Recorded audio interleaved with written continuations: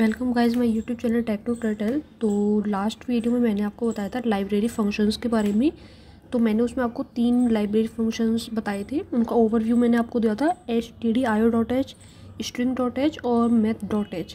ठीक है, तो अब हम उनके बारे में, उनके जो स्टैंडर्ड आउटपुट इनपुट हमारे हेडर फाइल्स हैं जो भी हमारे स्ट्रिंग के हैं या जो math.h हेडर फाइल्स हैं, अब हम जानेंगे इनके बारे में डिटेल से। इनके अंदर जितने भी हमारे फंक्शंस यूज़ होते हैं प्रोग्रामिंग में, उनके बारे में हम डिटेल से जानेंगे कि कैसे वो यूज़ होते हैं और किस तरीके से फिर वो आगे अपना वर्क करते हैं और कहाँ कहाँ पे हम उनका यूज़ करते हैं।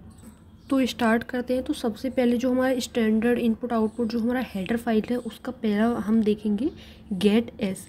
तो बेसिकली इसमें होता क्या है कि जो हमारे जिनके आगे भी आपको गेट लगा मिले, इसका मतलब है कि वो हम यूज़ कर रहे हैं एज अ इनपुट के तौर पे। ठीक है, जैसे हम स्कैनएफ का यूज़ करते हैं उसी टाइप से हम गेट का यूज़ करते हैं। अब इनमें फ़र्क क्या है कि हम जब हम मतलब हमारे पास स्कैनएफ है, हम चाहें तो स्कैनएफ का यूज़ भी कर सकते हैं गेट एस या गेट केयर की जगह पे।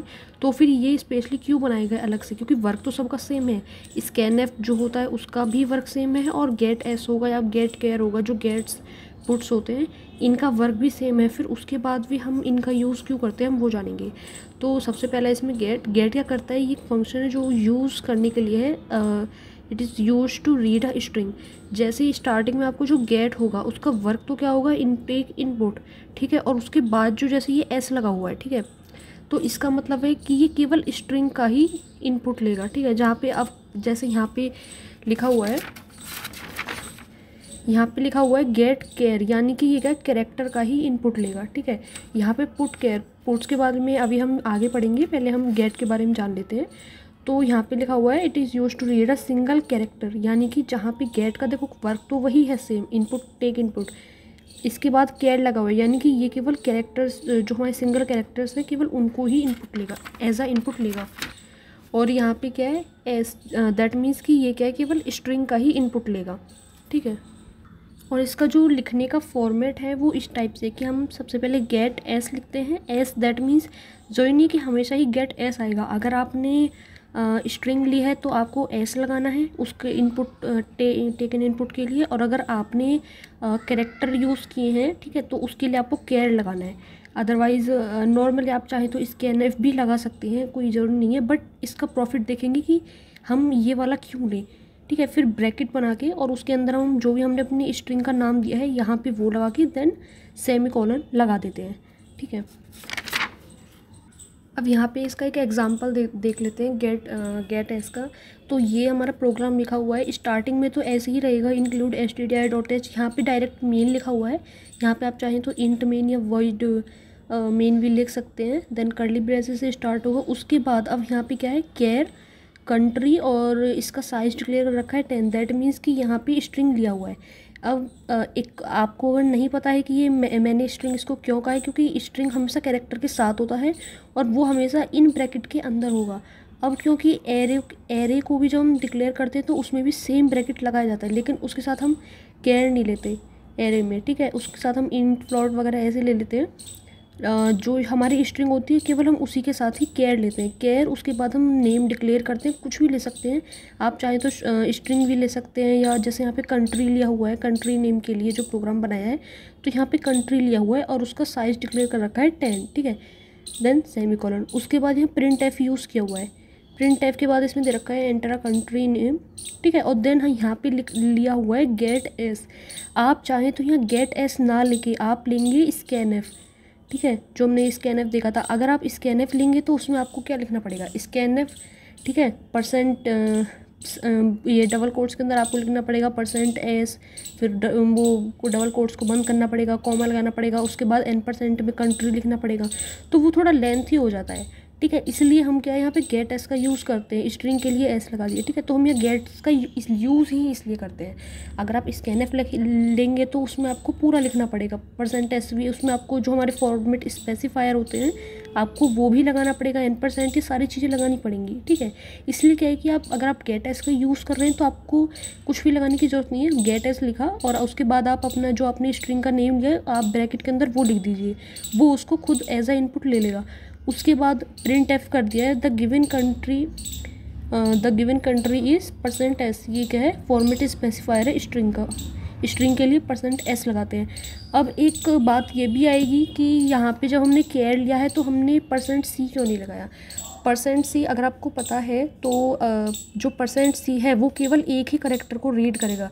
सपोज़ अगर आप इसको एज अ इनपुट दे रहे हैं तो वो अगर आपने %c लगाया तो वो केवल c या फिर केवल g को ही स्कैन करेगा, वो पूरे को नहीं करेगा। अगर आपने %s लगाया तो आप यहाँ से यहाँ तक का जो पूरा लिखा हुआ है जैसे, तो सपोज़ वो इस पूरे को स्कैन कर लेगा। ये मैं एज ए एग्जांपल बता रही हूँ कि वो इस पूरे को स्कैन करेगा, ठीक है। एंटर अ कंट्री नेम में आप जो भी देंगे वो उस पूरे को स्कैन करेगा अगर आपने %s लगाया। अगर आपने %c लगाया हुआ है, ठीक है, तो वो क्या करेगा, वो केवल उसके स्टार्टिंग की जो लेटर होगा ना वो केवल उसी को ही स्कैन करेगा, पूरे को नहीं करेगा। इसलिए यहाँ पे केयर हम लगाते हैं, लेकिन फिर भी हम यहाँ पे क्या है, स्ट्रिंग %s हम इसीलिए लेते हैं, ठीक है। उसके बाद यहाँ पे कंट्री और फिर ये बंद, तो ये हमारा प्रोग्राम हो गया है, ठीक है। यहाँ पे लिखा भी हुआ है this get function is equivalent of the following statement, यानी कि जो बात मैंने पहले बताई थी कि ये इसका देखिए। अब यहाँ पे क्या है, आपने क्या लिखा, गेट s और कंट्री, इसमें क्या है, आपने %s और उसके बाद कंट्री भी आपको इस तरीके से पूरा लिखना पड़ेगा। तो इसमें और इसमें जो एकदम ईजी फॉर्म में है वो ये वाला है, इसमें इतना कुछ ज़्यादा नहीं है, आप सीधे सीधे लिख सकते हो। इसमें आपको पूरा लिखना पड़ेगा, ये भी सब लगाने पड़ेंगे प्रॉपर्ली। तो उससे बेस्ट ये वाला है, इसलिए हम गेट और पुट का इसलिए यूज़ करते हैं तो चीज़ें सिमिलर ही, आप चाहें तो कोई सा भी यूज़ कीजिए अपनी चॉइस के अकॉर्डिंग, बट बेटर और इसी वाला क्या है, गेट वाला है। सेम ऐसे ही पुट है, ये तो टेक इनपुट के लिए है और ये क्या है, आउटपुट के लिए। जैसे हमारा printf वर्क करता है, वो क्या करता है, प्रिंट करता है, ठीक है। ऐसे ही ये क्या है, पुट क्या है हमारा, ये आउटपुट देता है, ठीक है। इसका फॉर्मेट इस तरीके से है। तो अब हम देखें अपना पुट एस का, ये कुछ ज़्यादा डिफ़िकल्ट नहीं है, कोई बहुत बड़ी चीज़ नहीं है। इसमें सिंपली क्या है, आप यही वाला प्रोग्राम देख लीजिए। मैंने आपको बताया कि जो पुट एस है ये क्या करता है, बेसिकली प्रिंट और डिस्प्ले द स्ट्रिंग। ये यहाँ पे एस लगा हुआ है, यानी कि ये क्या करेगा, केवल स्ट्रिंग का ही देगा। अगर आपने कुछ और लिया है तो ये एरर शो कर देगा, ठीक है। या कभी कभी हो सकता है आपको एरर शो ना करे, जैसे जब भी आप उसको VS कोड में, टर्मिनल में जब आप कोड को रन करेंगे तो कई बार क्या है, गलत आउटपुट देता है, वो आपको रॉन्ग क्या है, शो नहीं करेगा, ठीक है। कई बार ये प्रॉब्लम भी हो जाती है कि आप कहते हैं कि हमारा ये चल तो गया है लेकिन आउटपुट गलत आ रहा है, तो आप अपना प्रोग्राम चेंज कर देंगे। वो लिखा तो सही होता है लेकिन क्या है, थोड़ी थोड़ी मिस्टेक होती है, तो वो हर बार आपको प्रॉब्लम नहीं दिखाता है। वो क्या है, उसको रन कर देगा बट उसका आउटपुट आपको रॉन्ग देगा, वो आपको प्रॉब्लम नहीं बताएगा कि आपने प्रॉब्लम कर दी, क्योंकि आप जो कोड लिख रहे हो वो क्या है, दैट मीन्स कि आप अपने कंप्यूटर को बता रहे हो कि ये चीज़ें इस तरीके से वर्क करनी चाहिए। अब जब आप ही गलत बताओगे तो वो कैसे आपको ठीक देगा, ठीक है। तो पुटेस के बारे में जान लेते हैं।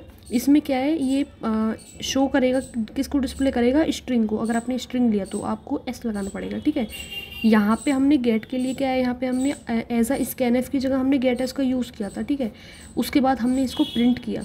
अगर आप चाहें तो इतनी बड़ी लाइन को ना लिख के आप print F the given countries dash dash, ठीक है, आपने ये इतनी बड़ी लाइन लिखी है। अगर आप पुट एस का यूज़ कर रहे हो यहाँ प्रिंट एफ की जगह, ठीक है, ऐसा नहीं है कि आप यहाँ पे प्रिंट एफ लिखा हुआ है तो आप यहाँ पे भी पुट एस का यूज़ कर दोगे, ऐसा नहीं। यहाँ पे हमने वैल्यू क्या है अपनी इसके अंदर स्टोर कर लिया, कंट्री एस के अंदर, जैसे हम स्कैन एफ में करते हैं ना, इसके अंदर वैल्यू स्टोर हो जाती है, ठीक है। ऐसे ही गेट एस के अंदर हमारी कंट्री का जो भी नेम होगा, जो भी हम नेम देंगे वो इसके अंदर स्टोर हो जाएगा। फिर हम उसको ना यहाँ पे प्रिंट करा रहे हैं, ठीक है। यहाँ पे तो हम क्या है, एक सिंपल मैसेज प्रिंट कर रहे हैं, ठीक है। अगर मैं यहाँ पे %s और ये कंट्री ना लगाऊँ तो मेरा ये और ये चीज़ सेम है, वो तो केवल एक मैसेज शो करेगा। मैंने यहाँ %s और फिर कंट्री लिख दिया, दैट मीन्स कि जो भी कंट्री के अंदर जो भी चीज़ स्टोर हुई होगी वो ये एज इट इज़ लिखाएगा, और %s की जगह यहाँ कंट्री के अंदर जो भी चीज़ मैंने स्टोर कराई है, जो भी दी है, वो यहाँ पे लिख के शो हो जाएगी, ठीक है। इसका मतलब ये है। पुट एस में भी सेम होता है। अभी आप यहाँ पे देखिए, ऊपर वाला ही सेम प्रोग्राम है और वहाँ पे क्या है, गेट एस कंट्री और पुट एस का कर दिया है कंट्री। अब देखिए इस वाली लाइन में और इस वाली लाइन में फ़र्क है। आपको यहाँ से लेके यहाँ तक लिखना नहीं पड़ा, आपने डायरेक्ट पुट एस और कंट्री लिख दिया। चीज़ सेम ही है बट लिखने का मेथड डिफरेंट है। अगर आप चाहते हो कि आपका जो भी इसके अंदर जो भी स्टोर हुआ है वो डायरेक्ट शो हो जाए, तो आप डायरेक्टली इसको पुट एस को लगा के और अपना स्ट्रिंग का नेम लिख दीजिए, ठीक है।